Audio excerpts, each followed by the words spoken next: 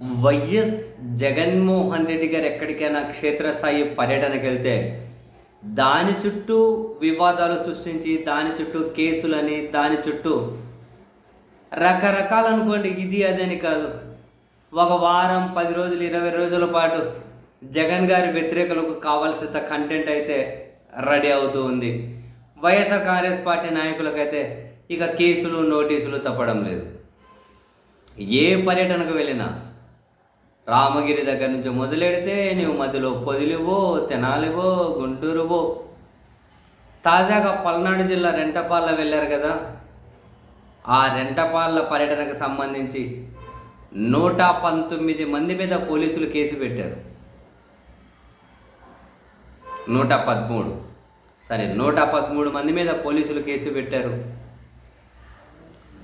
వాళ్ళకు నోటీసులు ఇచ్చారు విచారణకు రమ్మని. 113 మంది. ఇందులో అంబటి రాంబాబు ఉన్నారు, విడుదల రజని ఉన్నారు, గోపిరెడ్డి శ్రీనివాస్ ఉన్నారు, బొల్ల బ్రహ్మనాయుడు ఉన్నాడు, కసుమహేశ్వరుడు ఉన్నారు. వరుస పెట్టి ఇట్లా 113 మంది మీద వేస్తారు. ఎందుకంట జగన్మోహన్ రెడ్డి గారి పర్యటనలో ర్యాలీగా వచ్చారట. అండ్ డీజే సౌండ్ పెట్టారట. డీజే సౌండ్ అంటే సౌండ్ ఎక్కువ పెట్టారట. ర్యాలీగా వచ్చారు, సౌండ్ ఎక్కువ పెట్టారు. దానివల్ల ఆసుపత్రులకు ఇబ్బంది అయిందట, స్కూళ్ళకి ఇబ్బంది అయిందట, జనానికి ఇబ్బంది అయిందట. అందుకని చెప్పి కేసులు పెట్టారట. 113 మంది మీద నోటీసులు కూడా ఇష్యూ చేశారు. బాగుంది. నేను చెప్పానుగా, ఆయన ఏ పర్యటనకైనా వెళ్ళని. సో ఎందుకు ఇదంతా చేస్తూ ఉన్నారు? ఎక్కడికైనా ఒక మాజీ ముఖ్యమంత్రి, పార్టీ అధ్యక్షుడు పోయినందుకు ఇవన్నీ కామన్ కదా. జనరల్గా పోలీసులు భద్రత కల్పించాలి కదా. ఇటువంటి చిన్న చిన్న విషయాలన్నీ పట్టించుకుంటారంటే పట్టించుకుంటారు.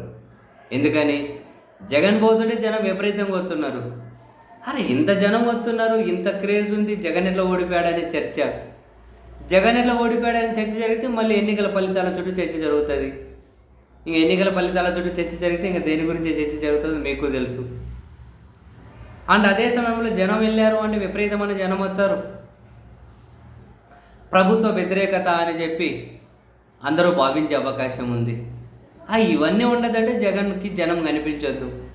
కనిపించకుండా ఉండాలంటే అనుమతి ఇవ్వద్దు, జనాన్ని రానికుండా చేయాలి, వైసీపీ వాళ్ళ మీద కేసులు పెట్టాలి. సో దట్ అలాగైనా జనం రాకుండా ఉంటారేమో అని. ఇప్పుడు మనం బంగారుపాలెం వెళ్తున్నారంటే చూస్తలేము. మామిడి చెట్లు కొట్టేసుకుంటే బాధతో వాళ్ళకు నోటీసులు ఇచ్చి ఫైన్ కట్టమంటున్నారు.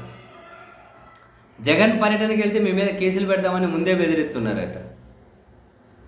సో ఇలాంటి రాజకీయం ఎన్ని రోజులు? ఇలాంటి పనులన్నీ జగన్ పీరియడ్లో కనుక ఆయన ఆ ప్రభుత్వం ఇట్లాంటివన్నీ పట్టించుకోయింది అంటే జుట్లు ఎగరేసుకొని ముందర కారు మీద కూర్చొని పోయి ఊరేగింపుగా పోయేవాళ్ళ, కారు మీద కూర్చొని జుట్టు ఎగరేసుకొని పోయేవాళ్ళ. ఎన్ని చెప్పు చూపించి రాడు నా కొడకలారా కొట్టుకుందాం అనేవాళ్ళ. మాట్లాడుకుంటూ పోతే ఎన్ని ఇట్లాంటివన్నీ పట్టించుకుంటూ ప్రభుత్వాలు ఏదో కానివ్వండి, అందరూ ఖాళీగా ఉన్నట్టున్నారు.